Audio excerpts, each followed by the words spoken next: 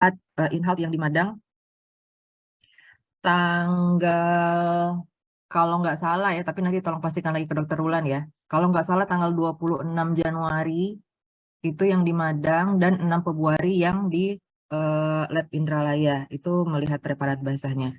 Jadi nanti untuk khususnya materi abdomen dan mungkin juga materi yang lainnya kita tidak ada lagi asistensi pada saat praktikum yang offline ya. Jadi kita langsung mengidentifikasi. Jadi saya harapkan adik-adik semua memperhatikan dengan baik ya. Dan nanti saya juga akan men-share link link video yang akan saya tampilkan hari ini untuk adik-adik mengulang kembali ya. Dan sesuai dengan apa yang Dokter Wulan sampaikan juga bahwa kita tetap ada post-test ya untuk membantu nilai OSP dan juga agar untuk memudahkan kita untuk mengidentifikasi adik-adik yang remedi nanti biar bisa terarah gitu. Mau ngulangnya materi apa ya kalau dia per materi post-testnya. Oke, baik kita mulai. Bismillah. Materi yang pertama ini akan saya bagi-bagi nih videonya.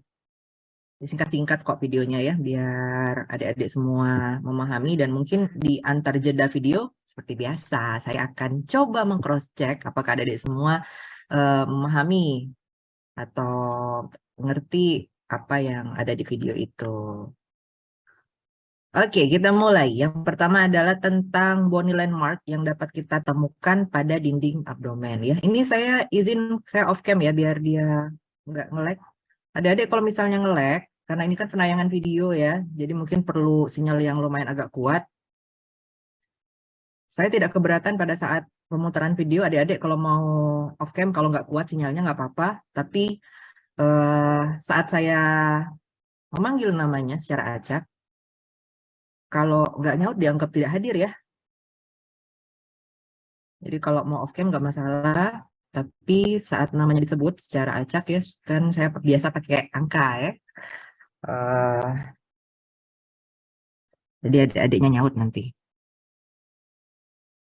Oke, yang pertama adalah tentang bony landmark pada dinding abdomen. Kalau di tengah-tengah video hilang atau nggak kedengaran suaranya, silakan interupsi saya melalui chat. Oke.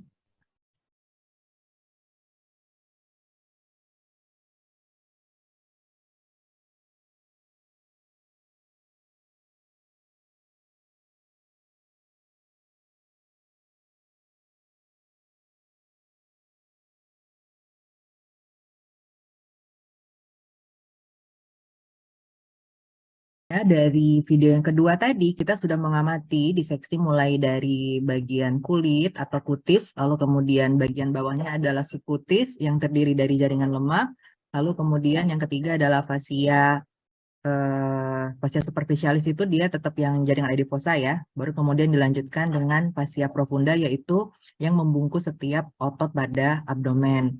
Nah, di bawah fascia superficialis tadi kita lihat ada syaraf ya, namanya nervus cutaneus superficialis itu di bagian anterior, dia untuk mempersaraf yang di bagian anterior, sedangkan di bagian lateral tadi ada lihat ada yang namanya nervus cutaneus lateralis ya di bagian lateral. Sesuai dengan namanya, nervus syaraf, cutaneus itu kulit. Anterior atau superficialis berarti dia di bagian superficialis di bagian anterior. Kemudian kalau dia di bagian lateral namanya nervus cutaneus lateralis ya. Kalau yang di bagian depan tadi namanya nervus cutaneus, ada yang gini, ada yang literatur menuliskan nervus cutaneus superficialis anterior, ada yang menuliskan nervus cutaneus anterior. Ya, tapi lebih baik kita lengkap aja, nervus cutaneus superficialis anterior di bagian depan, nervus cutaneus. Nah, kalau lateral dia nervus cutaneus lateralis aja. Gitu. Oke, apakah sampai di sini bisa dipahami? Apakah videonya terlalu cepat atau oke-oke aja? Oke ya, masih bisa ngikutin ya. Baik, itu kita sudah masuk ke tahapan yang kedua. Kita masuk ke tahapan yang ketiga yang lebih dalam lagi.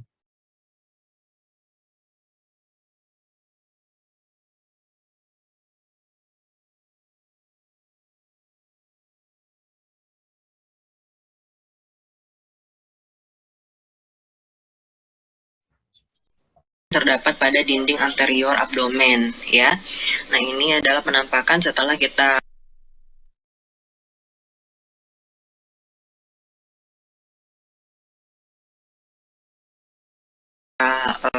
singkirkan bagian kulit dan bagian epidermis, bagian dermis, fascia superficialisnya sudah kita singkirkan.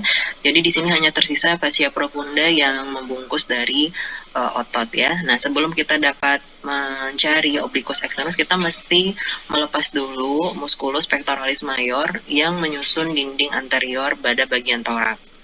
Ya. Nah, ini saya lewat dulu sampai pectoralis majornya dibuka.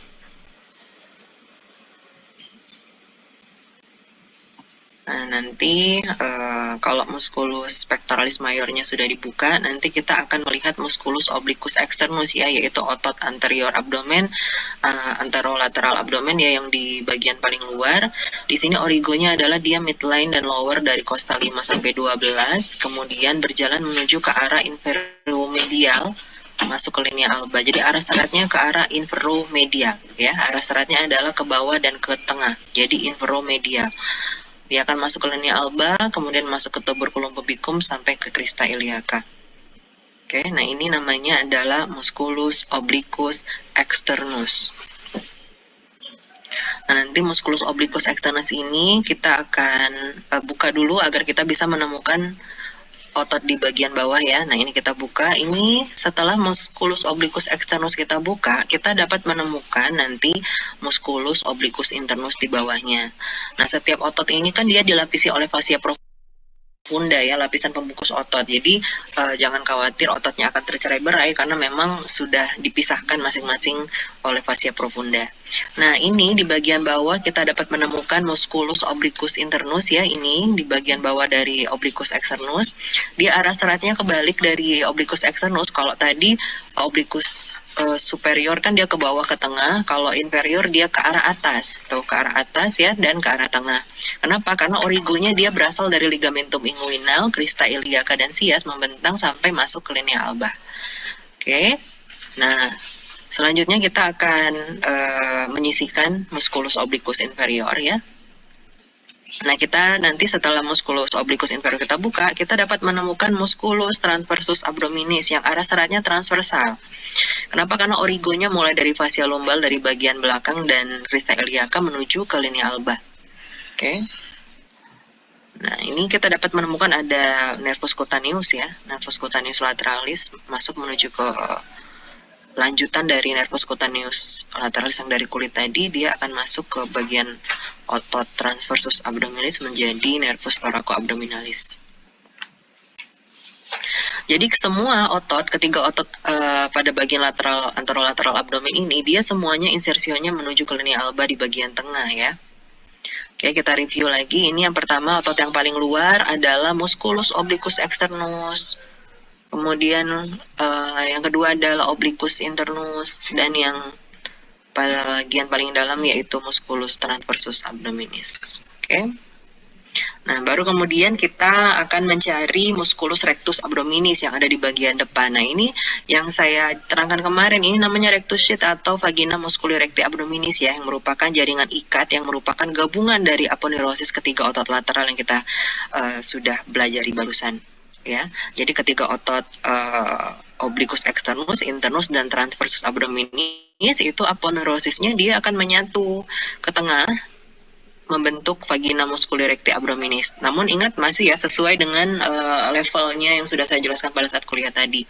Nah, yang akan ditunjukkan oleh praktikum kita kali ini adalah di bagian tengah ya. Berarti nanti kita akan lihat bahwa vagina musculi rectinya akan terpisah menjadi lamina anterior dan juga lamina posterior. Nah, nanti di bagian tengah dia akan mengikat pada linea alba ya. Nah, ini kita lihat lamina anteriornya kita buka, lamina anterior dari rectus sheath-nya kita buka. Nah, itu nanti akan nampak musculus rectus abdominis ya. Baru nanti kalau kita lihat ini adalah musculus rectus abdominis yang merupakan otot yang sangat panjang, dia membentang dari bagian bawah menuju ke atas karena origonya dari tuberculum pubicum menuju ke processus equedeus dan juga cartilago costa 5 sampai 12. Ini adalah lamina anterior rectus sheath, kemudian ini adalah ototnya. Nah, ini kalau kita buka rectus abdominisnya, bagian bawahnya ini adalah lamina posterior dari rectus sheath-nya. Oke.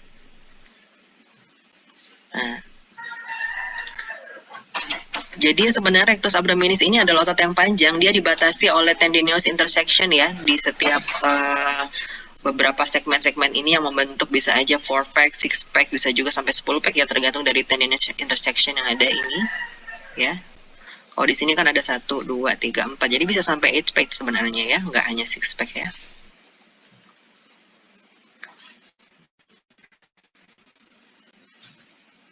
Yang perlu kita perhatikan di sini adalah bahwa di bagian lateral ya, kita lihat nanti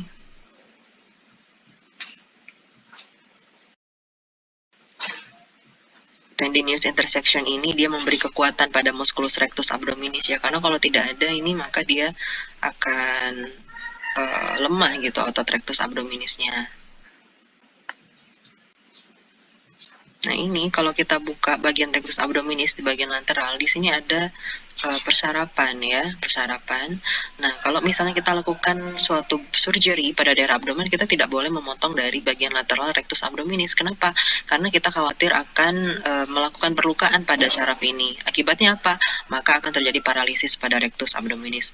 Maka kalau misalnya dokter bedah kalau melakukan insisi atau dokter obgyn itu melakukan insisinya itu adalah di bagian anterior ya, di bagian lateral dari umbilikus, tapi tidak boleh ke arah midclavicularis ya, karena takut melukai dari nervus yang ada, nervus yang mensuplai rectus abdominis. Ngerti kalau misalnya kemarin kalian pada saat kuliah ngikutin dengan baik, kan sudah sangat jelas ya. Kita membahas tentang otot apa saja di anterior, lalu kemudian bagaimana arah serabutnya, origo insersionya di mana. Memang sih mungkin perlu dihafalin lagi, tapi yang penting kalian memahami dulu, kemudian masalah recall, penghafalan itu tergantung masing-masing lah. Ada yang sekali ngelihat langsung hafal, ada yang mesti 3 kali, ada yang mesti 5 kali. Itu benar-benar tergantung dari masing-masing. Nah, tapi yang paling penting adalah saat kalian menyaksikan ini, kalian memahami dulu gitu. Ada ototnya, ada 3, letaknya gimana. Arah seratnya tadi yang pertama tadi apa namanya? Musculus obliquus externus ya. Dengan arahnya inferomedial. Kenapa? Karena dia origonya mulai dari bagian bawah dari costal 5 sampai 12, dia menuju ke linea alba ya. Lalu kemudian yang setelah obliquus externus dibuka, di bawahnya ada obliquus internus. Dengan arah seratnya adalah supromedial. Dia origonya mulai dari crista iliaca, tuberculum pubicum menuju ke linea alba. Ya. Kemudian kalau yang nomor 3, bawahnya lagi apa namanya? Musculus transversus abdominis. Dengan arah serabutnya adalah transversal. Karena dia origonya berawal dari fascia lumbalis, crista iliaca menuju ke linea alba. Baru kemudian tadi adik-adik juga semua sudah melihat yang namanya rectus atau vagina musculi recti abdominis ya, yang kemarin kita bahas ada 3 segmen ya. Kalau yang tadi yang diperlihatkan oleh operator itu adalah level yang di tengah, yang setinggi umbilikus. Jadi dia laminanya ada 2 ya, jadi kayak sandwich ya, jadi ya. Bagian anteriornya lamina anterior, baru kemudian ada musculus rectus abdominisnya, baru di bawahnya lagi ada lamina posterior. Oke, mudah-mudahan bisa dipahami. Lalu kemudian ada syaraf ya tadi yang ditunjukin ya. Lanjutan dari nervus cutaneus lateralis ke bagian bawah dari transversus abdominis namanya nervus thoracoabdominalis. Begitu. Nanti kalian nanti siang ya, atau kemarin siang ya udah kuliah tentang persyarafan abdomen sama dokter Legiran udah ya. Nah, nanti silakan dibaca-baca lagi. Baik, kemudian sebelum saya lanjutkan, mau saya coba tes nggak? Kira-kira sudah bisa atau mau saya ulangi lagi videonya atau jadilah? Cukup jelas lah ya. Mari kita belajar bareng. Saya tawarkan nggak jangan nulis di chat ya. Saya mau acak.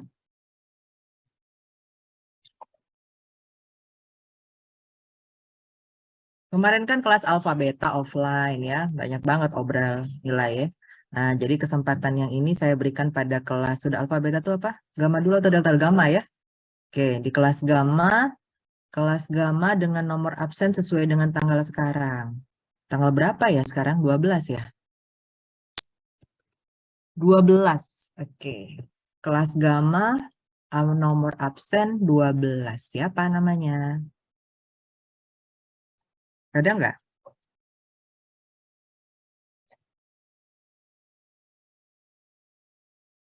Adakah gamma 12?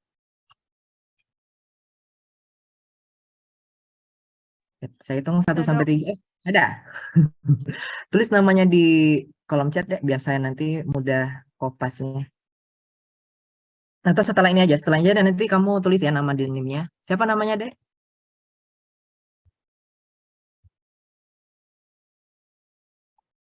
Putri Salsabila, Dok. Putri Salsabila. Oke. Putri Salsabila, eh, nanti setelah jawab ini nanti boleh tulis namanya di chat ya. Baik Putri, Putri bisakah mengulangi kembali kepada kita semua apa nama otot yang paling atas dari abdomen anterior tadi beserta origo insersio dan arah serabutnya?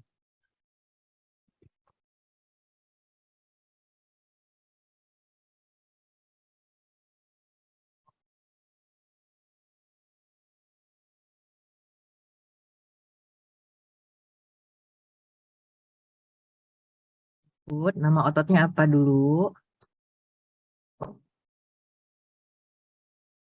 Singkatannya MOE ya, musculus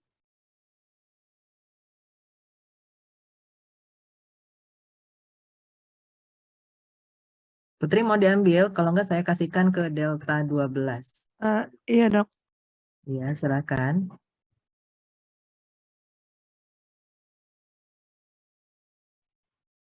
Ototnya musculus obliquus externus. Ya. Lalu origo insersionya. Origonya costa 5 sampai ujung bawah atau batas bawah dari costa 5 sampai costa 12. Ya. Insersionya crista iliaca, tuberculum pubicum, dan linea alba. Insersionya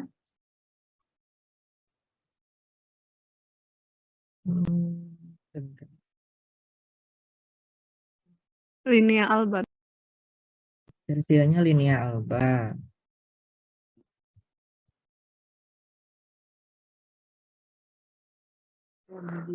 Arah seratnya menuju inferomedial, Dok. Arahnya inferomedial.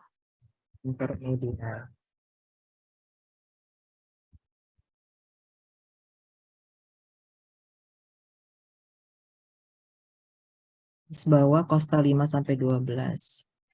Linea alba betul. Oke. Benar-benar. Jadi origonya mulai dari batas bawah dan tengah dari costa 5 sampai 12 dan insersionya ke linea alba, tuberculum pubicum dan crista iliaca ya, lengkapnya gitu ya. Oke, baik. Terima kasih Putri. Tolong tuliskan namanya di chat dan linknya. Baik, kesempatan berikutnya saya berikan kepada delta 12 untuk menjelaskan otot yang ada di bawah musculus obliquus externus tadi. Silakan. Delta 12. Hadir, Dok. Ya. Musculus obliquus internus, origonya ligamentum inguinal, crista iliaca sama sias, insersionya linea alba, arah seratnya superomedial. Oke, baik. Terima kasih Audrey. Silakan tulis namanya di chat. Sama nama dan NIM ya deh, nama, kelas, dan NIM. Nama, kelas, dan NIM. Baik, kesempatan yang ketiga kita berikan kepada omega 12. Ada? Ada, Dok. Oke, silakan Justin. Berarti Justin otot yang ketiga ya, yang di bawah musculus obliquus internus, Justin kayak tadi sama apa nama ototnya, bagaimana origo insersionya, serta arah serabutnya.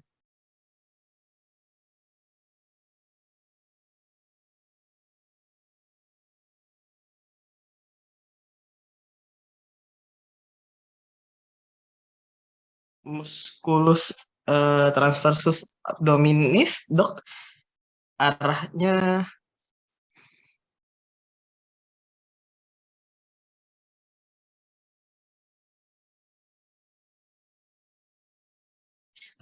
transversal, Dok.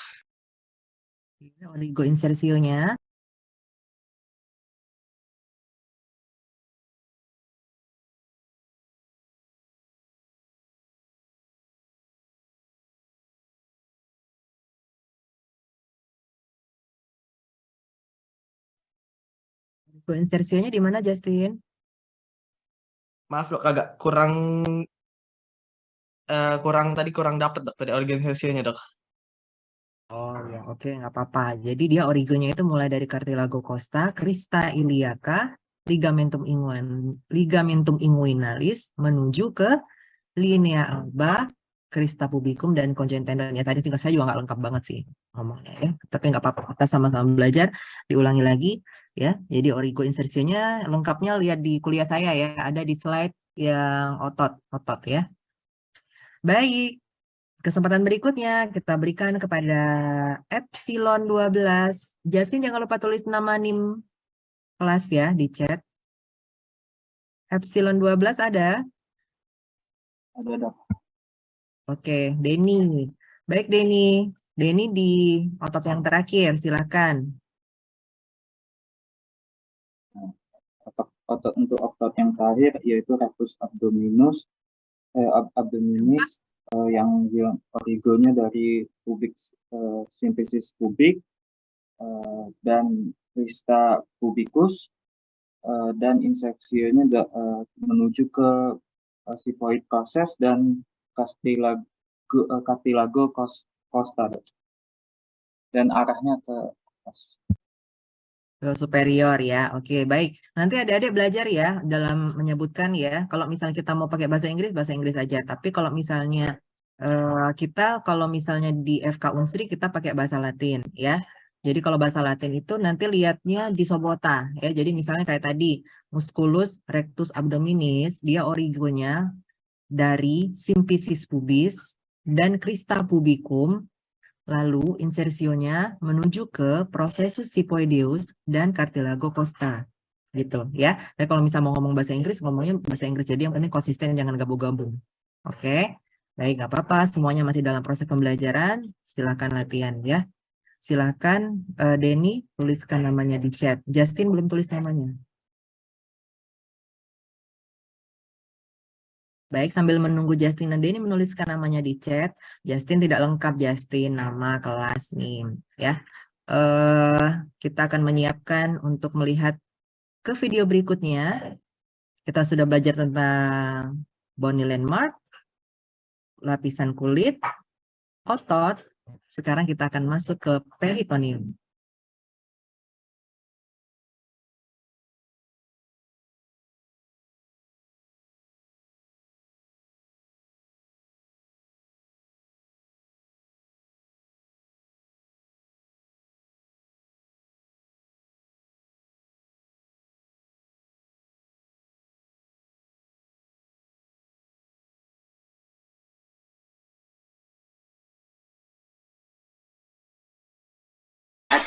Gambaran setelah nanti otot dinding abdomennya di remove ya.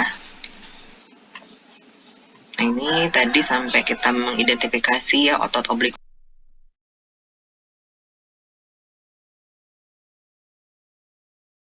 externus, internus, transversus abdominis, dan rectus abdominis. Maka nanti pada tahap berikutnya rectus abdominisnya kita buka. Di sini ada tersisa dari lamina posterior ya, dari vagina musculi recti abdominis. Kemudian kita lakukan diseksi. Nah, nanti kita akan menemukan peritoneum parietale ya. Peritoneum parietale ini dia adalah yang membungkus cavum parietal di bagian luar, baru nanti kemudian kita akan masuk ke cavum parietal, dan baru ada peritoneum visceral yang akan membungkus langsung organ-organ dalam pada viscera abdomen.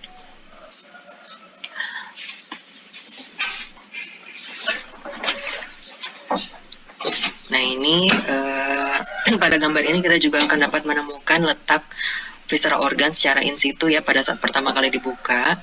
Nah, itu nanti adik-adik juga dapat menemukan bahwa di sini ada omentum maius ya. Itu merupakan jaringan lemak yang ada di dalam kavum peritoneum. Jadi tentunya ini yang berbeda dengan jaringan lemak yang ada pada dermis ya, di bawah kulit. Jadi kalau di sini jaringan lemaknya dia terikat atau menempel pada mesenterium yang terdapat pada penggantung usus. Gitu, ini kita potong dulu ototnya agar kita bisa dapat melihat dengan lebih jelas lagi.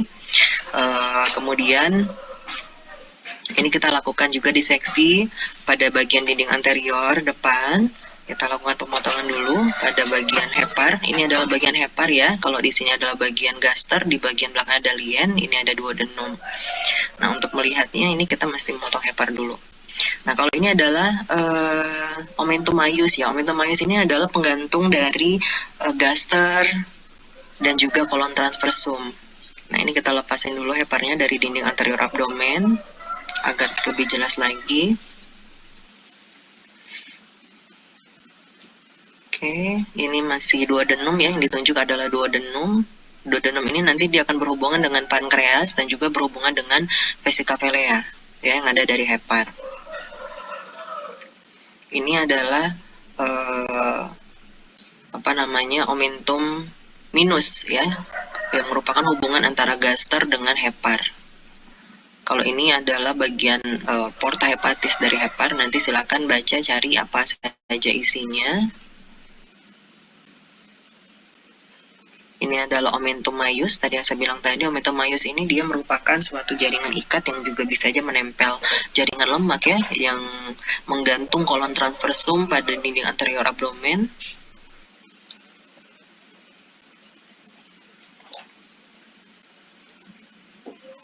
Kemudian kita coba cari lagi. Nah, ini adalah lien ya, lien yang terletak di bagian posterior dari gaster.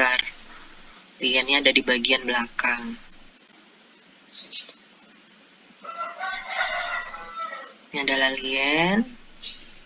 Kita lihat lagi ada apa aja. Nah, ini kalau misalnya omentum maiusnya kita buka, nanti di sini kita akan menemukan intestinum tenue ya. Intestinum tenue ini adalah merupakan suatu organ viscera yang paling panjang ya, mencapai sekitar 5-7 meter ya.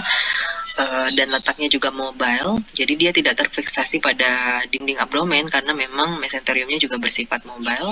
Sedangkan kolon atau intestinum crassum dia terfiksasi pada dinding anterolateral atau posterior abdomen. Nah, ini adalah intestinum tenue. Nanti kita lihat ya.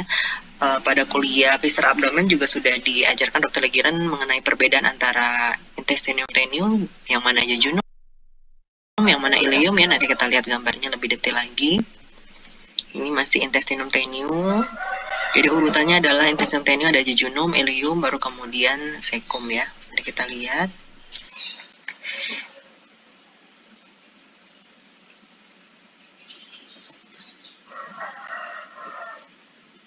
Kita cari cecum ya, mana cecumnya. Ini kita susuri dulu, udah jejunum kan, ileum, ujung dari ileum nanti kita akan ketemu ileocecal junction. Mana ya ileocecal junctionnya, kita cari dulu. Ileocecal junctionnya, nah mungkin ada di sini. Nah, ini sedang dicari ileocecal junction. Jadi hubungan antara ileum dengan cecum tuh ada di sini. Ya, ini adalah ileocecal junction. Nanti di mana ileum dia akan berhubungan dengan cecum. Nah, disinilah peralihan antara usus halus dengan usus besar. Di ujung dari cecum ini harusnya ada appendix ya. Nanti kita lihat apakah dia ketemu appendix vermiformis, karena letak appendix itu adalah terletak di bagian postero inferior dari cecum.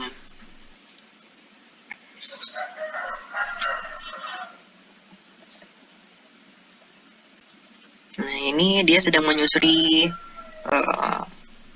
kalau kembali lagi dia ke intestinum ya, harusnya nanti bagian kolonnya nggak terlalu dieksplor di sini ya. Ini agak sulit ya karena dia tidak membuka semua. Jadi dia sudah menunjukkan kolon sigmoid ini di bagian regio iliaca sinistra. Ini adalah kolon sigmoid ya. Ini pasti kolon descendant, kolon sigmoid, nanti dia akan terus ke rektum dan anus di bagian bawah gitu. Nah, saya akan cari gambar di mana dia menunjukkan perbedaan antara jejunum dan ileum. Ini akan saya ulangi sekali lagi. Adik-adik coba perhatikan urutan traktus gastrointestinalis ya. Kalau yang tadi kan kelihatannya mulai dari gaster ya sampai ke bawah urutannya. Lalu kemudian perhatikan juga bagaimana kemarin kita sudah bahas mengenai regio abdomen itu kan, bahwa di setiap regio abdomen itu kita akan temukan intestinum tenue ya. Kalian udah lihat deh tadi ya, hampir semuanya itu intestinum tenue ya, karena dan memang dia bersifat mobile ya, jadi bergerak gitu. Sedangkan kalau yang kolon, dia terfiksasi di dinding posterior abdomen. Nah, jadi kalau kolon itu sudah bisa dipastikan kalau kolon ascendant itu pasti di sebelah kanan, kolon descendant pasti sebelah kiri, nggak mungkin bolak-balik ya, gitu. Sigmoid juga pasti dia di sebelah kiri di regio iliacae sinistra. Ya, kalau bedanya nanti kalian di kuliahnya Dr. Legiran cari tabel perbedaan antara intestinum tenue dan intestinum crassum. Ada nggak? Dapat nggak kemarin? Ada ya? Nah, lalu kemudian bagaimana perbedaan antara yuyunum dan ileum? Nah, itu ya. Lalu kemudian perhatikan juga nanti di video tadi ya, adalah tentang beberapa ligamentum penggantung seperti omentum, tadi disebutkan ya, peritoneum yang mana ya, dan juga beberapa struktur-struktur urutan tadi ya. Bisa jadi nanti baik itu di post-test atau di OSP bisa juga ditanyakan, sebutkan urutan traktus gastrointestinalis, kan banyak dan nggak boleh salah satupun. Salah aja kalian nulisnya ileum dulu baru yuyunum udah salah ya. Kalian nulis kolon ascendent dulu baru cecum salah. Jadi memang benar-benar urutannya harus persis ya. Silakan perhatikan baik-baik video ini urutannya ya. Nanti kita ulang lagi setelah itu.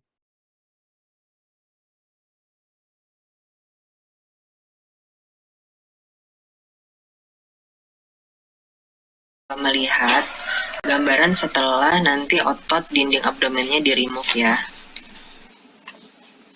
Nah, ini tadi sampai kita mengidentifikasi ya otot obliquus externus, internus, transversus abdominis, dan rectus abdominis. Maka nanti pada tahap berikutnya rectus abdominisnya kita buka. Di sini ada tersisa dari lamina posterior ya, dari vagina musculi recti abdominis. Kemudian kita lakukan diseksi. Nah, nanti kita akan menemukan peritoneum parietale ya. Peritoneum parietale ini dia adalah yang membungkus cavum parietal di bagian luar, baru nanti kemudian kita akan masuk ke cavum parietal, dan baru ada peritoneum visceral yang akan membungkus langsung organ-organ dalam pada viscera abdomen.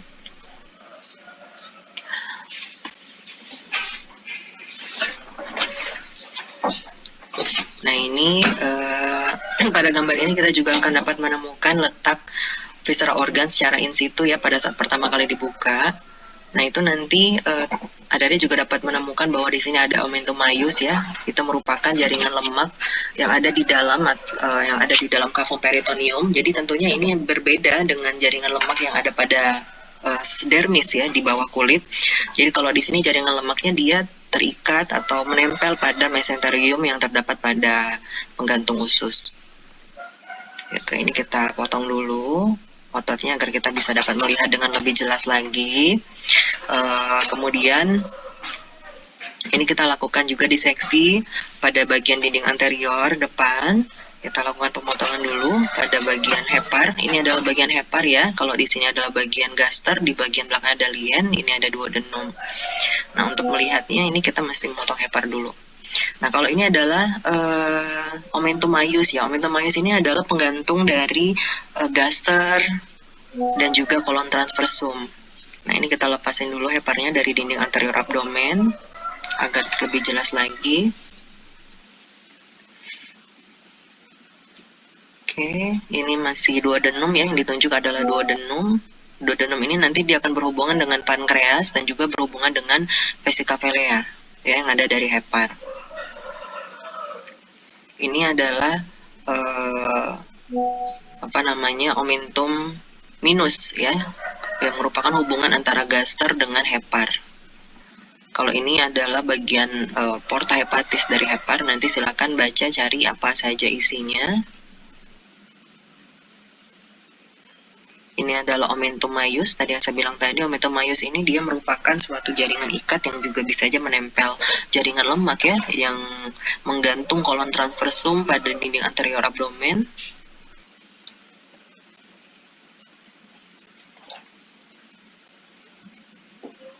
Kemudian kita coba cari lagi. Nah, ini adalah lien ya, lien yang terletak di bagian posterior dari gaster. Liennya ada di bagian belakang. Ini adalah lien. Kita lihat lagi ada apa aja. Nah, ini kalau misalnya omentum maiusnya kita buka, nanti di sini kita akan menemukan intestinum tenue ya. Intestinum tenue ini adalah merupakan suatu organ viscera yang paling panjang ya, mencapai sekitar 5-7 meter ya. Dan letaknya juga mobile, jadi dia tidak terfiksasi pada dinding abdomen karena memang mesenteriumnya juga bersifat mobile. Sedangkan kolon atau intestinum crassum dia terfiksasi pada dinding anterolateral atau posterior abdomen. Nah, ini adalah intestinum tenue. Nanti kita lihat ya. Pada kuliah viscera abdomen juga sudah diajarkan Dr. Legiran mengenai perbedaan antara intestinum tenue, yang mana jejunum, yang mana ileum ya. Nanti kita lihat gambarnya lebih detail lagi. Ini masih intestinum tenue. Jadi urutannya adalah intestinum tenue, ada jejunum, ileum, baru kemudian cecum ya. Mari kita lihat.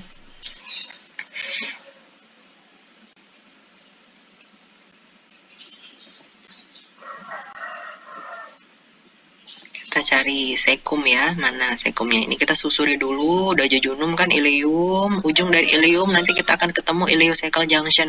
Mana ya ileocecal junctionnya, kita cari dulu. Ileocecal junctionnya, nah mungkin ada di sini. Nah, ini sedang dicari ileocecal junction. Jadi hubungan antara ileum dengan cecum tuh ada di sini. Ya, ini adalah ileocecal junction. Nanti di mana ileum dia akan berhubungan dengan cecum. Nah, disinilah peralihan antara usus halus dengan usus besar. Di ujung dari cecum ini harusnya ada appendix ya. Nanti kita lihat apakah dia ketemu appendix vermiformis, karena letak appendix itu adalah terletak di bagian postero inferior dari cecum.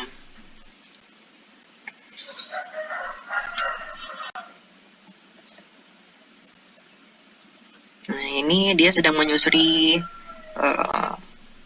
kalau kembali lagi dia ke intestinum ya, harusnya nanti bagian kolonnya nggak terlalu dieksplor di sini ya. Ini apa ya, agak sulit ya karena dia tidak membuka semua. Jadi dia sudah menunjukkan kolon sigmoid ini di bagian regio iliaca sinistra. Ini adalah kolon sigmoid ya. Ini pasti kolon descendant, kolon sigmoid, nanti dia akan terus ke rektum dan anus di bagian bawah gitu. Nah, saya akan cari gambar di mana dia menunjukkan perbedaan antara jejunum dan ileum. Ke mana? Ke faring dulu. Udah faring, baru esofagus atau kerongkongan, baru turun ke gaster. Terus sudah gaster apa? Urutannya? Intestinum tenue, Dok. Intestinum tenue. Kalau intestinum tenue-nya kita rincikan lagi, sudah dari gaster apa? Duodenum. Terus? Jejunum. Terus? Ileum. Lanjut? Ileocecal junction, Dok.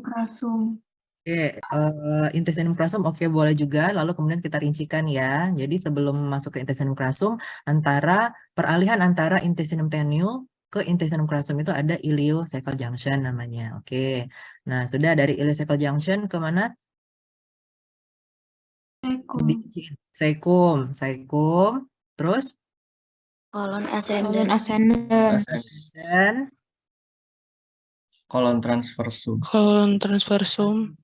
Terus? Kolon descendant. Kolon sigmoideum. Rektum dan anus. Rektum. Analis. Anus. Ya, benar. Jadi sebelum anus, kita ke kanalis-analis dulu, ya, baru ke anus. Nah, itu nanti pada saat kita praktikum offline, yang di Madang, itu ada model yang satu badan utuh. Nah, itu bisa dilihat nanti urutannya, ya. Nah, itu silakan dihafalkan urutannya, nggak boleh ada yang kebalik, dan ini juga bukan ngafalin-ngafalin aja, tapi sambil dilihat tuh gambarnya urutannya ya, atau sambil kalian bayangin deh di abdomen kalian sendiri ya, gimana nih ya kira-kira kafum oris saya. Jadi ngafalinnya di depan kaca boleh, kafum oris, esofagus saya di mana, gaster saya di mana, dipegang di bagian abdomennya masing-masing ya, biar lengket hafalannya sampai kapanpun juga, karena ilmu ini nggak sampai di blog ini aja, tapi akan kalian pakai sampai nanti kalian udah jadi dokter juga ya, baik itu untuk diri kalian sendiri, untuk keluarga maupun juga untuk pasien-pasien kalian. Lalu kemudian tadi juga ada apa namanya beberapa struktur ya yang menyokong gaster. Nanti kita lihat di bagian gaster aja deh. Setelah ini kita akan mempelajari gaster ya. Sampai di sini ada yang mau ditanyakan? Sambil saya persiapkan video berikutnya tentang gaster berikutnya.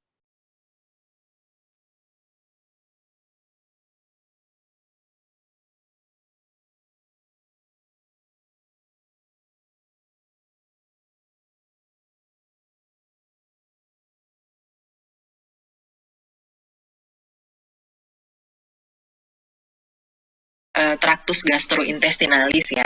Traktus gastrointestinalis tadi seperti yang kita sudah bahas pada saat kuliah, bahwa yang dimaksud dengan viscera abdomen itu adalah semua organ yang berada di dalam kafum abdomen ya, mulai dari ya tentunya kalau misalnya kita bilang tentang sistem digestif itu akan mulai dari kafum oris atau mulut, kemudian faring, kemudian esofagus gitu ya. Nah,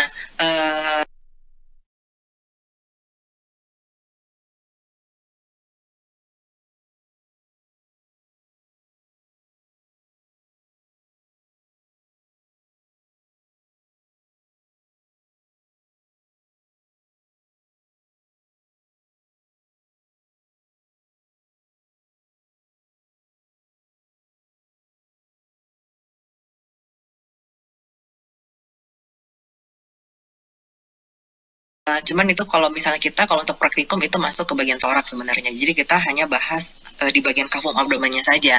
Jadi kita akan membahas mulai dari organ gaster ya. Karena dia merupakan organ yang pertama di dalam traktus gastrointestinalis yang terdapat di kafum abdomen. Nah, traktus gastrointestinalis itu kan sebenarnya urutannya adalah mulai dari mulut, faring, esofagus, kemudian gaster, kemudian ada juga intestinum tenue atau usus halus yang terdiri dari jejunum, ileum, duodenum, jejunum, ileum. Sedangkan selanjutnya adalah intestinum crassum atau usus besar ya, yang terdiri dari cecum, kolon ascendens, kolon transversum, kolon descendens, kolon sigmoid, rectum serta anus. Nah, pada sesi yang berikutnya ini kita akan membahas tentang organ yang terdapat pada kafum abdomen, yaitu gaster. Oke. Nah, gaster ini dia fungsinya untuk menyimpan makanan ya, serta mencampur makanan dengan sekresi gaster membentuk chyme namanya. Dan kemudian gaster ini juga mengatur pengaliran chyme ke intestinum tenue sehingga dapat mengontrol efisiensi pencernaan dan absorpsi makanan. Gaster dibagi menjadi beberapa bagian. Yang pertama yaitu fundus. Kita lihat dulu ya gambar skemanya. Fundus itu artinya kubah ya, atau bagian kepala kubah. Ini ada gambar aslinya berarti di sini. Dia berbentuk kubah menonjol ke atas kiri dari orifisium cardiacum dan biasanya berisi udara. Bagian yang kedua yaitu korpus atau artinya badan. Berarti ini di sini ya. Korpus ini dia terletak mulai setinggi orifisium cardiacum sampai setinggi incisura angularis di sini. Jadi ini semua namanya korpus atau body of stomach. Body of stomach itu body itu korpus atau badan, stomach itu artinya adalah lambung. Ya, stomach itu kan sebenarnya kalau bahasa Inggris artinya perut ya, tapi sebenarnya perut di sini maksudnya adalah gaster atau lambung. Berikutnya adalah antrum pyloricum, ini yang ada garis imajiner berbentuk segitiga. Antrum pyloricum ini dia terletak dari incisura angularis ke pylorus. Sedangkan berarti kalau di bagian organ sebenarnya ada di sini ya, kalau antrum piloricum. Sedangkan untuk pilorus ini adalah merupakan bagian tubular dari gaster. Ia mempunyai dinding yang mengandung otot tebal, disebut dengan pyloric sphincter atau sphincter piloricum. Dan rongga pilorus disebut canalis piloricum. Tuh di sini ya. Ini kalau diagramnya di sini, kalau organ aslinya berada di sini.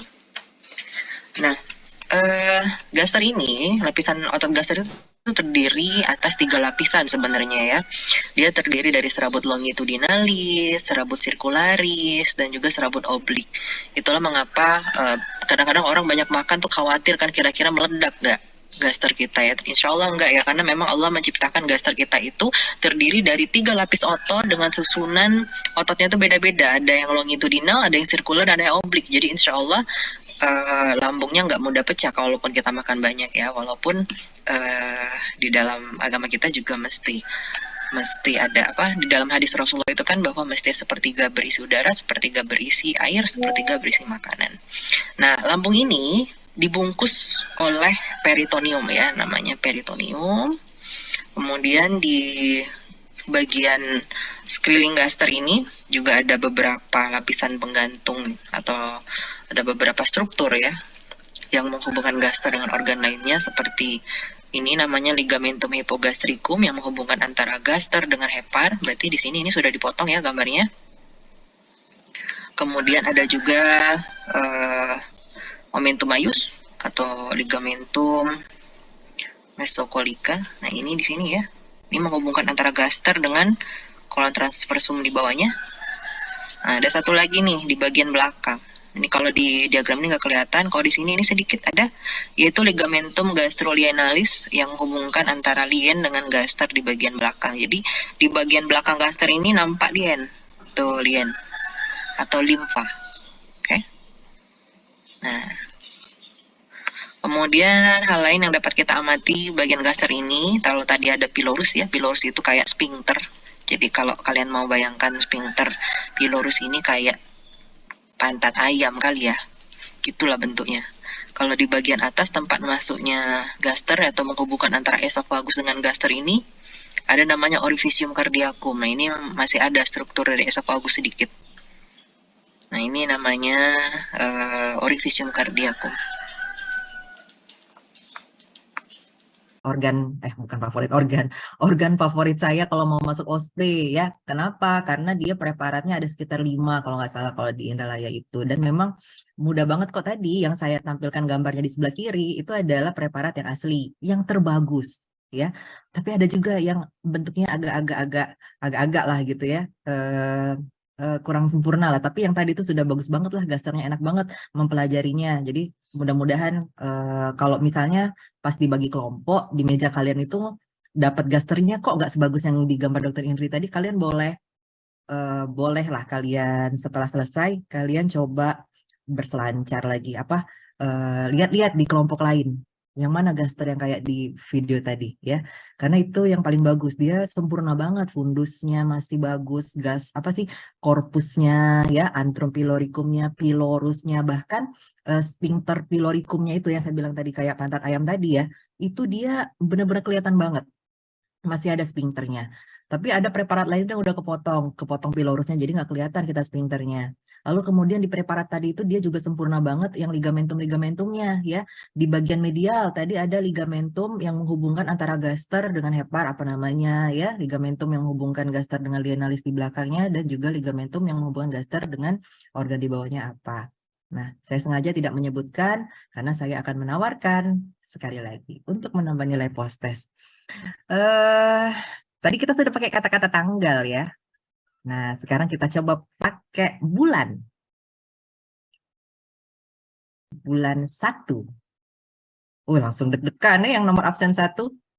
Kita pakai bulan dan tahun kita tambahkan ya. Maka ketika dia bulannya 1 dan tahun 2023, berarti 1 ditambah 23 tambah 25 tambah 3 lagi 8. Nah, baik, berarti kita kasih ke yang nomor absennya 8 mulai dari kelas alfa deh. Boleh deh kelas alfa. Balik ke kelas alfa. Tadi epsilon udah belum ya? Kelas epsilon sudah ya? Oke, balik ke kelas alfa lagi ya. Balik ke kelas alfa dengan nomor absen 8. Ada nggak? Ada, Dok. Siapa namanya? Tasya, Dok. Tasya. Oke, Tasya, bisa nggak Tasya coba bantu kita sebutkan, atau kamu masih ingat nggak, bagian dari gaster yang saya sebutkan tadi? Yang pertama tadi yaitu ada fundus, yaitu bagian kubah di bagian atas. Lalu ada korpus, yaitu badannya yang Pelan. Pelan. Slow. Saya tunjukin ya. Tasya sebutin, ini bagian apa? itu Kelihatan bagian, nggak? iya Dok, Hmm? itu bagian fundus. Lalu Oke. bagian badannya itu bagian korpusnya. Hmm. Lalu yang itu di bagian antrum piloricum itu pilorus. Oke, stop. Jadilah. Oke, baik. Terima kasih Tasya. Silakan tulis namanya di chat. Baik, kita makasih ya. Panggilkan kelas alfa beta. Beta 8. Ada nggak? Beta 8. Hadir, Ada Dok. orang. Oke, siapa namanya, Dek? Kresna Yesus yang Manggala. Dipanggil? Kresna. Krisna, coba bantu kita mengulangi kembali.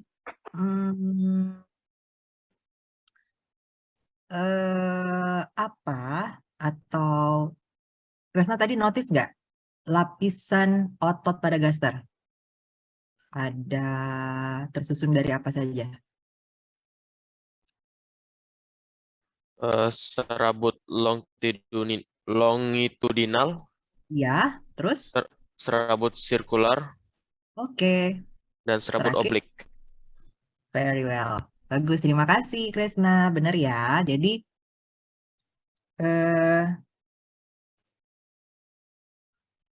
yang saya bilang tadi bahwa otot di lambung kita, otot di gaster kita itu ya kuat ya, karena juga sama kayak yang di otot anterior abdomen ya, juga arah serabutnya kan juga beda-beda ya gitu ya, sama kayak di lambung juga kayak gitu. Ya, ada yang longitudinal, sirkular, dan juga ada yang oblik. Baik, terima kasih Kresna. Kemudian kelas, jangan lupa tuliskan nama kelas dan NIM. Di kelas alfa, beta, gamma. Gamma 8. Ada? Hadir, Dok. Siapa namanya? Arkan, Dok.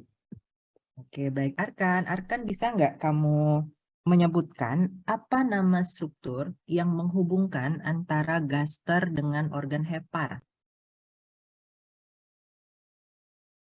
Di sini. Ligamentum hypogastrium, bukan, Dok? Ligamentum hepatogastricum. Ulangi. Ligamentum hepatogastricum. Oke, ligamentum hepatogastricum ya, atau nama lainnya adalah omentum minus. Oke, dia lokasinya ada di sini.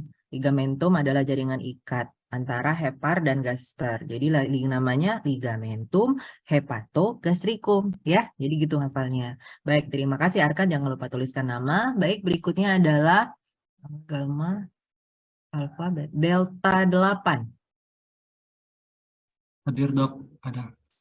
Siapa namanya? Alvito Ryan, Dok. Oke, dipanggil Ryan. Vito.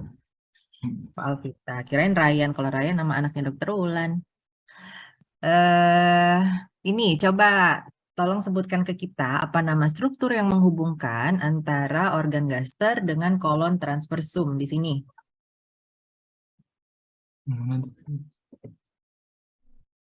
Ini, Dok, apa? Omentum maius, bukan?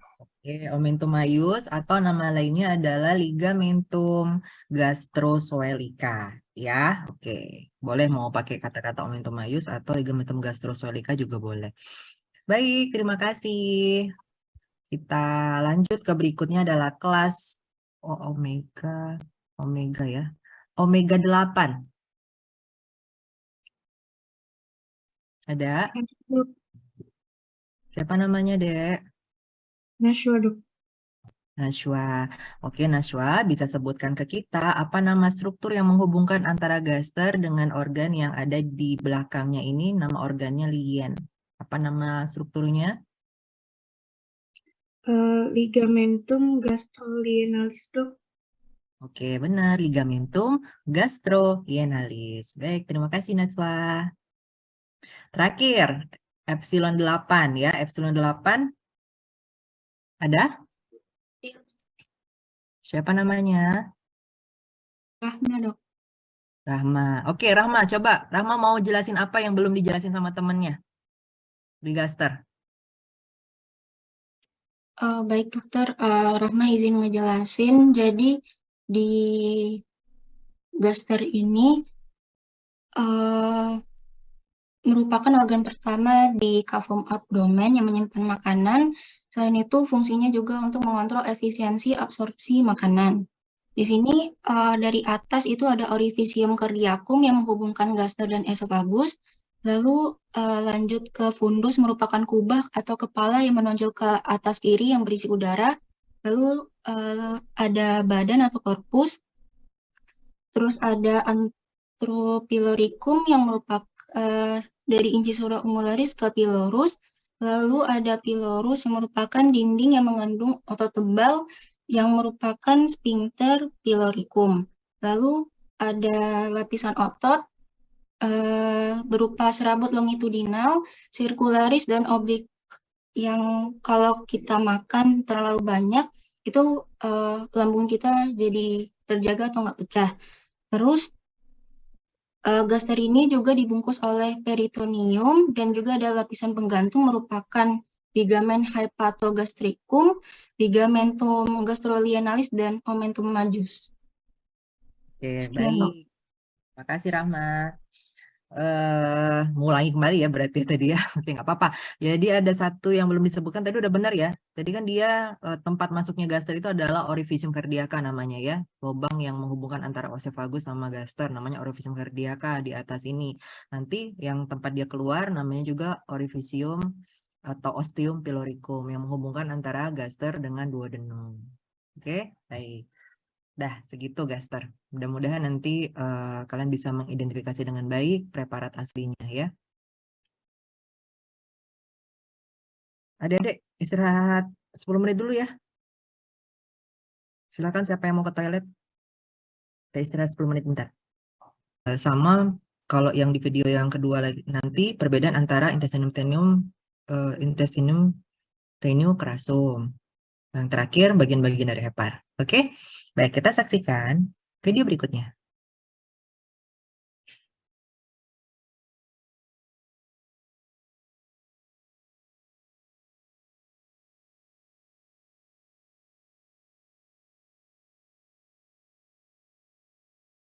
Dan intestinum crassum. Nah, intestinum tenue ini kan merupakan bagian terpanjang dari saluran pencernaan dan membentang dari pilorus mulai dari pilorus ya sampai ileocecal junction. Jadi kalau pilorus itu kan dia yang menghubungkan antara gaster dan duodenum, itu batas atasnya. Sedangkan ileocecal junction itu adalah yang menghubungkan antara intestinum tenue, bukan hubungkan sih, peralihan ya, antara intestinum tenue dan intestinum crassum. Kemarin ada yang nanya ke saya, apa sih perbedaan atau misalnya sama nggak sih terminologi antara ileocecal junction sama orifisium atau ostium sekal di sini. Jadi sebenarnya mau dibilang secara terminologi ya berbeda, karena kalau ostium itu kan lubang, kalau ileocecal junction itu kan maksudnya adalah batas ya atau peralihan. Tapi kita bisa bilang gini kalimatnya, batas antara ilium dan sekal itu kita sebut dengan ileocecal junction yang dapat berupa ostium atau orifisium sekal gitu ya, atau ileosekal boleh. Nah, intestinum tenue ini tadi kan dia merupakan bagian terpanjang dari saluran pencernaan, membentang dari pilorus sampai ke ileocecal junction. Sebagian besar proses pencernaan dan absorpsi makanan ini akan terjadi di sini ya, di usus halus atau intestinum tenue namanya. Intestinum tenue sendiri dia dibagi menjadi 3 bagian, yaitu duodenum, yeyunum, dan ileum. Nah, ini adalah duodenum, dia berbentuk seperti huruf C, sepanjang sekitar 25 cm atau 10 inci yang menghubungkan gaster dengan yeyunum. ya 25 cm itu ya sekitar 12 jari, makanya duodenum juga sering disebut sebagai usus 12 jari. Kalau fungsi duodenum ini dia sangat penting ya, karena dia menerima cairan dari ductus coledochus dan ductus pancreaticus ya. Ductus coledochus berarti dari vesica velea atau kandung empedu, dan ductus pancreaticus dari pankreas. Gitu. Nanti dia akan masuk ke duodenum untuk membantu metabolisme karbohidrat, lemak, dan protein.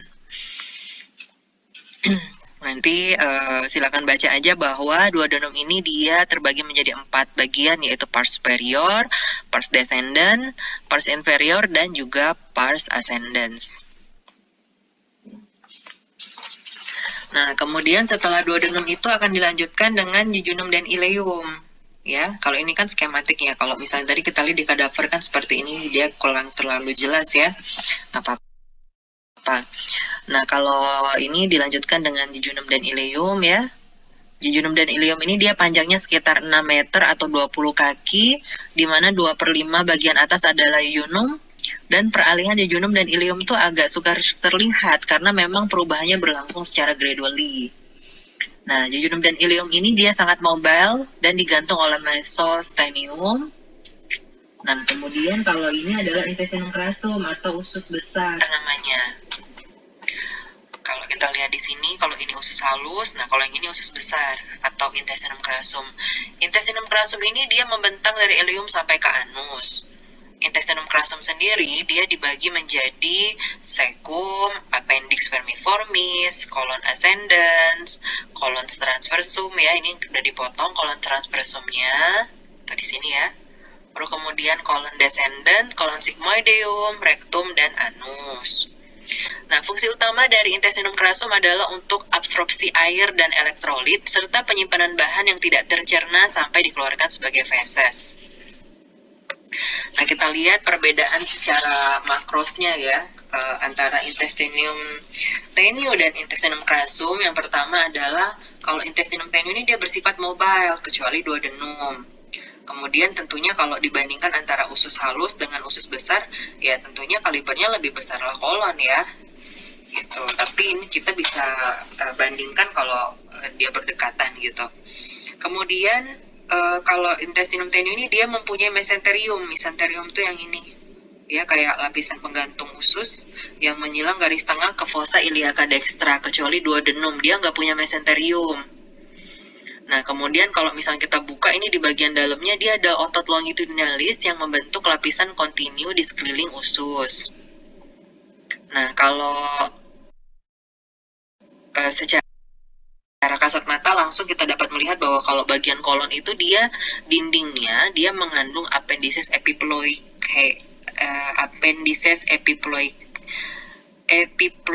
ya, yang ini. Jadi kayak lemak-lemak kecil-kecil gitu.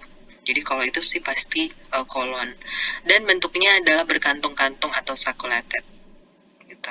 Nah, nanti kalau perbedaan secara histologinya sih ada lagi sih, tapi nggak kelihatan secara makros ya. Nanti kalian coba cari aja kalau kalian praktikum histologi, perbedaan antara intestinum tenue sama intestinum crassum itu juga kelihatan dari apakah ada villi, PR patches, dan serta membran mukosanya kelihatan plica circularisnya ada berbeda ya antara intestinum tenue sama crassum. Mesti beberapa kali ngafal ya. Jadi kalian mesti punya yang, tapi kalau nggak salah di modul praktikum ada nggak deh yang tabel perbedaan ya. Jadi kalau untuk materi intestinum tenue, crassum, jejunum, ileum itu materinya ada di tabel itu aja. Hafalin 2 tabel itu udah mencakup semuanya ya. Karakteristiknya itu dia digambarkan dari perbedaannya ya. Baik, kemudian kita ke video berikutnya, yaitu perbedaan antara jejunum dan ileum ya. Yang saya bilang tadi kalau antara intestinum tenue dan intestinum crassum dia masalah lebih besar lebih kecil, itu kalau misalnya pada orang yang sama ya. Jangan kalian bandingkan antara kolon anak-anak dengan intestinum dewasa. Nah, itu kan nggak fair ya. Jadi maksudnya itu dia ukurannya lebih besar yang intestinum crassum dibandingkan dengan intestinum tenue jika pada orang yang sama maksudnya. Oke. Dan memang kelihatan banget nanti ya pada saat kalian di lab anatomi itu, kunci utamanya adalah kalau kolon itu pasti ada appendices epiploikanya deh, yang ada kayak kantong-kantong, bentuknya kayak kantong, bentuk-bentuk kolon sendiri sudah kayak kantong-kantong ya. Terus di bagian dinding luarnya tuh ada kayak lemak-lemak gitu. Nah, sudah cetol lah itu kolon ya. Sedangkan kalau rombongan intestinum tenue itu dia bentuknya itu ya kayak tadi jeruan gitu ya, bener-bener kayak jeruan banget gitu. Dindingnya tuh halus ya, dan ada mesenterium kalau belum dipotong mesenteriumnya ya, tapi dia harusnya ada mesenterium. Jadi kalau bedain antara kolon sama intestinum, antara kolon atau intestinum crassum itu ya secara keseluruhan dengan intestinum tenue itu mudah banget ya, kelihatan banget bedanya gitu ya. Nah, yang susah itu bedain jejunum sama ileum. Nah, sekarang kita lihat gimana cara ngebedainnya.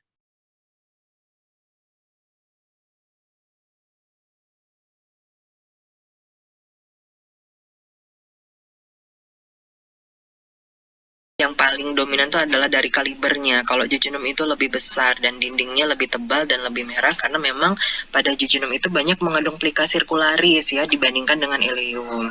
Nah, perbedaan secara teknikal yang dapat kita lihat lagi antara jejunum dan ileum ini adalah mengenai tingkatan dari anyaman pasta mesenterikanya. Nah, seperti ini contohnya.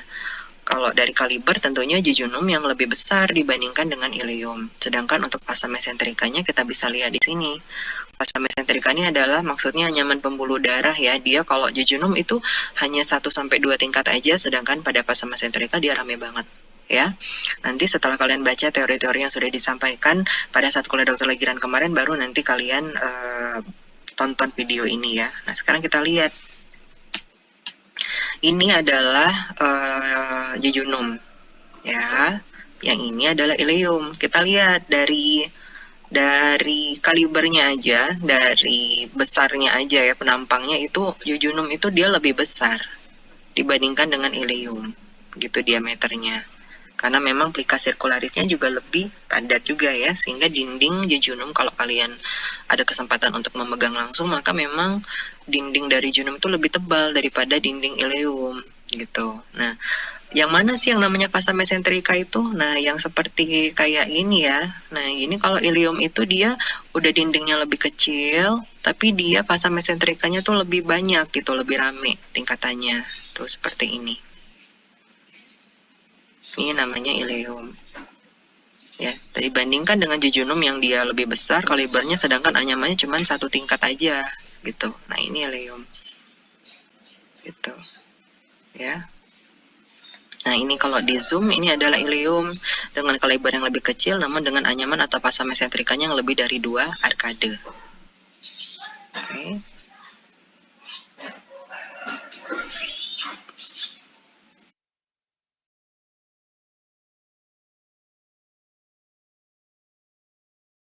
Organ yang sama ya. Jadi nanti kalau kita di lab itu ada yang dia itu satu preparat itu dia bareng jejunum sama ileumnya. Nah, kalau kayak gitu kalian bisa ngebedain mana yang besar mana yang kecil, mudah ya. Mana yang besar pasti jejunum, yang lebih kecil dia ileum.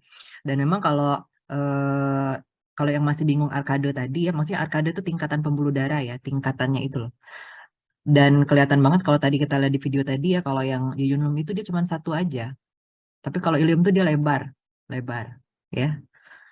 Begitu ya, nanti jangan khawatir kalau yang nggak screen recording, saya kasih link untuk videonya agar adik-adik bisa mengulang kembali ya, agar nanti pada saat kita praktikum, adik-adik sudah bisa mengidentifikasi dengan baik. Saya rasa itu cukup jelas ya apa yang saya berikan di video ini, karena sebenarnya mirip-mirip sih. Kalau kita kita praktikum di langsung juga sebenarnya kan kalian cuma bisa lihat kami memperagakan ya, kalau untuk asistensi itu. Dan bahkan kalau kita di lab itu, yang belakang nggak kelihatan ya. Yang kelihatan tuh cuma yang depan, belum kalau misalnya yang depan tidak galak duduk sudah yang belakang wassalam gitu. Tapi kalau kita asistensinya video kayak ini, insya Allah semua memiliki kesempatan untuk melihat dengan sangat jelas ya, tergantung dari sinyal internet masing-masing gitu. Satu lagi lupa hepar. Nah, satu lagi ya, saya pikir tadi udah selesai, tinggal satu lagi hepar ya. Kita nanti punya preparat hepar juga cukup banyak ya, dan cukup jelas juga. Nanti silakan adik-adik identifikasi jadi kalau di hepar ini adik-adik perhatikan yang mana lobusnya, lobus dextra, sinistra, lobus caudatus, lobus quadratus yang mana, lalu kemudian ligamentum-ligamentum yang ada pada hepar serta bagian-bagiannya. Oke, let's start.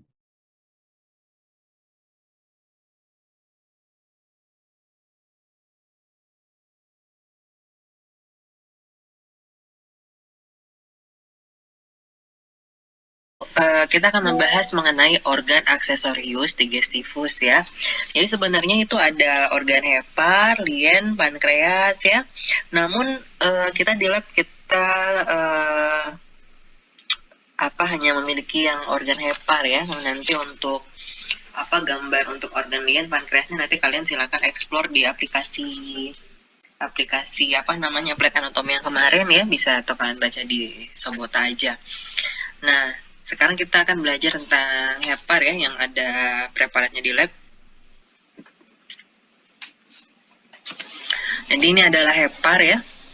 Hepar ini merupakan salah satu organ aksesorius pada traktus gastrointestinalis. Jadi maksudnya organ aksesorius itu adalah organ tambahan ya, yang membantu proses pencernaan. Nah, hepar sendiri merupakan kelenjar terbesar di tubuh manusia dan mempunyai banyak fungsi. 3 fungsi utama dari hepar adalah sebagai produksi dan sekresi empedu. Kemudian dia juga terlibat dalam aktivitas metabolik yang berhubungan dengan metabolisme karbohidrat, lemak, dan protein.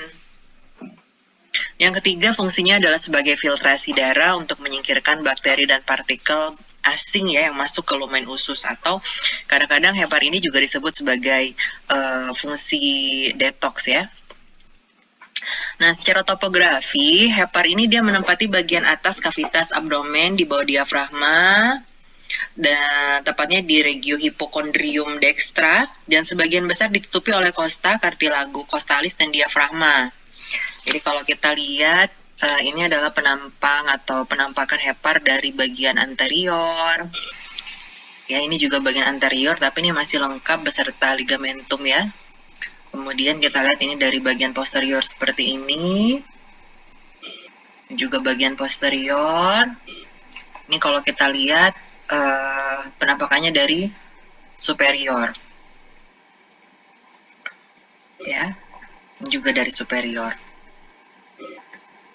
Juga dari superior terlihat banget vena cava inferior yang masuk ke heparnya ya, dari jantung. Masih ingat kemarin dari atrium dari atrium dexter gitu. Nanti akan ada pembuluh darah yang keluar dari atrium dexter itu menuju vena cava.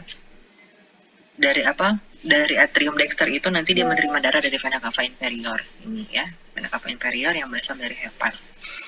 Nah, hepar ini dia terbagi menjadi lobus dexter ya, atau lobus sebelah kanan, kemudian lobus sinister di sebelah kiri yang lebih kecil, dan kedua lobus ini dipisahkan oleh perlekatan ligamentum falciform. Kemudian lobus dexter sendiri dia terbagi lagi menjadi lobus quadratus dan caudatus oleh adanya vesica velea. Kemudian ada juga fisura untuk ligamentum teres hepatis. Ini juga ada vena cava inferior dan juga fisura untuk ligamentum venosum. Nah, ini kita namakan porta hepatis atau hilus hepatis ya, ditemukan pada permukaan posterior inferior. Dia terletak antara lobus quadratus dan lobus caudatus. Kemudian di dalam porta hepatis ini dijumpai juga ductus hepaticus dexter dan sinister. Yang nanti kita bahas nanti di bagian belakang ya. Nah, ini hepar, dia dibungkus oleh kapsula fibrosa dan membentuk lobulus hepatis. Nanti kalian pelajari dari gambaran histologisnya yang mana namanya lobus hepar, kemudian lobulus hepatisnya, bagaimana vena centralisnya ya. Itu dari secara histologi akan lebih jelas lagi gambarannya. Nah, kemudian kita juga dapat mengamati beberapa ligamentum peritoneal dari hepar. Di sini ada beberapa ligamentum yang terlihat. Ini namanya ligamentum falciform yang merupakan lipatan 2 lapis peritoneum. Ya, berarti dia merupakan gabungan antara peritoneum visceral dan parietal, di mana nanti dia akan melipat naik ke umbilikus ke hepar. Nah, di tepi bebasnya ini dia akan melanjutkan diri menjadi ligamentum teres hepatis yang dulunya pada masa embrionik itu dia merupakan sisa dari vena umbilicalis ya, yang menghubungkan antara janin dan ibu. Nah, ligamentum falciform ini berjalan di permukaan anterior hepar, lalu dia melanjutkan diri ke permukaan superior. Ini nanti ligamentum falciform ini dia fungsinya untuk menghubungkan antara hepar dengan dinding anterior abdomen. Nanti kita lihat dia akan melanjutkan diri ke atas ya, menjadi ligamentum coronarium dextra dan sinistra, di mana nanti di ujungnya dia akan membentuk ligamentum triangular.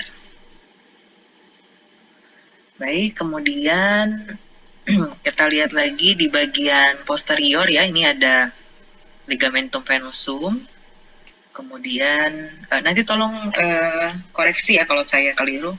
Kalau nggak salah ini adalah lobus caudatus dan ini lobus quadratus, tapi nanti tolong dikoreksi kalau misalnya saya kebalik ya. Kemudian ini adalah vesica velea ya, atau nama lainnya adalah kantong empedu. Jadi sebenarnya empedu itu dia disekresi oleh sel hepar.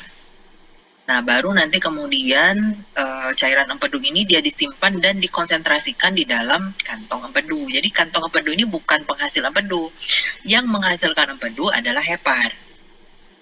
Tapi dia disimpan dan dikonsentrasikan di dalam kantong empedu atau namanya vesica velea. Kalau misalnya itu, kalau kita suka bersihin ini kan warna hijau-hijau, nah itu kantong empedu. Ini juga di sini kan warna hijau.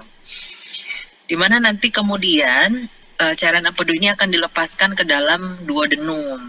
Ya, masih ingat tadi pada saat kita membahas duodenum itu dia menerima cairan dari kantong empedu melalui ductus choledochus, dan dia juga menerima cairan pankreas ya dari ductus pancreaticus. Nanti dia akan bermuara ke duodenum. Nah, saluran empedu ini nanti dia terdiri atas nanti kita lihat ya di bagian apa namanya. Nah, ini namanya adalah sistem porta hepatis ya. Jadi sistem porta hepatis atau hilus hepatis ini nanti kalau dipotong dibentuknya seperti ini, kita agak sulit ya. Jadi nanti kalian kalian nanti cari di Sobota atau di Gray atau di Snell, nanti dia skematiknya lebih cantik, karena kalau di kadaver ini kan mungkin sudah karena proses pengawetan juga agak lebih sulit kita mengidentifikasi sampai ke bagian terkecil ya. Jadi di porta hepatis atau di hilus hepatis ini dia ditemukan pada permukaan postero inferior, di mana dia terletak antara lobus quadratus dan caudatus. Nah, di dalam porta hepatis ini dijumpai apa saja, yaitu yang pertama adalah ductus hepaticus dexter dan sinister. Kemudian ramus dexter et sinister dari arteri hepatica. Kemudian vena porta hepatis, nervus sympathicus dan nervus parasimpaticus, dan juga terdapat limfonodus yang mengalirkan limfe ke limfonodus coeliacus. Ya, ini biasanya kita juga mesti pengetahuan yang mesti kita ketahui adalah apa saja yang melalui porta hepatis atau hilus hepatis tadi. Ya, saya ulangi bahwa terdiri dari ductus hepaticus dexter dan et sinister, ramus dexter et sinister dari arteri hepatica, vena porta hepatis, nervus simpatis dan parasimpatis, serta limfonodus. Oke.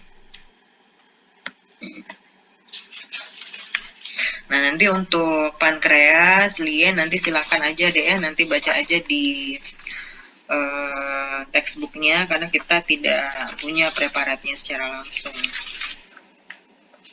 Sebenarnya kalau misalnya kalian sudah kuliah, apa yang saya ucapkan tadi di video itu semua ngulang semua.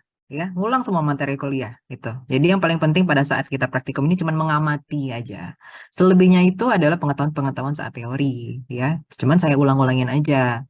Nah, dan biasanya kalau yang saya ulangi biasanya masuk ujian. Biasanya sih itu sih. Atau memang penekanan yang memang dia penting gitu.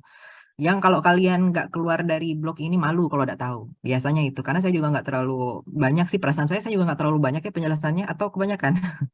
Tapi insya Allah apa yang saya sampaikan di video atau pada saat kuliah itu tuh benar-benar sudah yang saripati sebenarnya sudah. Ya, nggak semuanya kok saya sampaikan. Ya, baik di kuliah maupun pada saat praktikum itu nggak semuanya. Tapi sudah saripati atau yang penting atau struktur yang penting banget atau itu berkaitan dengan klinis ya. Sehingga adik-adik semua bisa agak sedikit aware terhadap struktur-struktur yang saya jelasin pada saat kita praktikum. Oke, baik, sampai di sini apakah ada pertanyaan? link videonya nanti saya kasih agar adik-adik semua pada saat praktikum offline bisa siap-siap ya. Kalau saya lupa nanti tolong koordinator ingatkan. Dok, mana dok? Janjinya dok, gitu. Janji juga ya, janji juga. Siapa yang menyaksikan video saya? Like and subscribe. Oke, ada pertanyaan? Kalau nggak ada, silakan siap-siap. Kita mau post test ya. Sebenarnya ini waktunya sampai jam 12 sih, masih banyak waktu kita ya. Jadi silakan. Ada yang mau kalau nanti sekitar 15 menit lagi lah ya kita post test ya. Ada yang mau video yang mau diulangin, request sebelum post test? Atau ada yang mau ditanyakan, silakan. Atau sudah cukup jelas video yang ditampilkan tadi, semuanya ada di kuliah sih sebenarnya. Ya, yang pertama tentang Vanilla. Ya, silakan Adinda. Maaf dok, sebelumnya saya izin bertanya untuk ligamentum gastrokolika tadi, itu gastrokolika atau mesokolika dok? Soal dari modul mesokolika. Terima kasih dok. Lihat di Sobota deh. Perasaan saya ligamentum gastrosolika ya. Mesosolika itu ligamentum mesosolika biasanya gitu ya. Nanti coba Adinda coba dicek ke Sobota ya. Di Sobota sih yang paling benar biasanya ya. Baik dok, terima kasih dok. Ya. Jadi kalau seingat saya namanya ligamentum gastrosolika atau ligamentum mesosolika. Pilihannya. Atau nama lainnya lagi momentum maius ya. Yang menghubungkan antara gaster dan kolon transversum.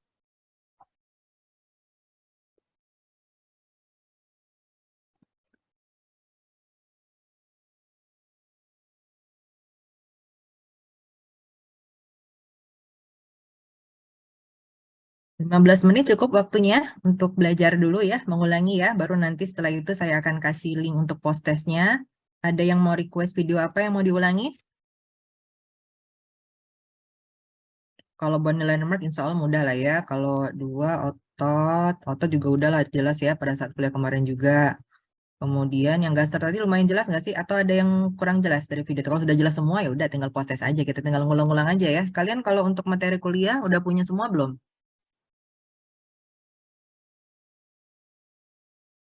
Itu soal postnya gampang deh. Gampang banget. Sudah saya tanyain semua tadi.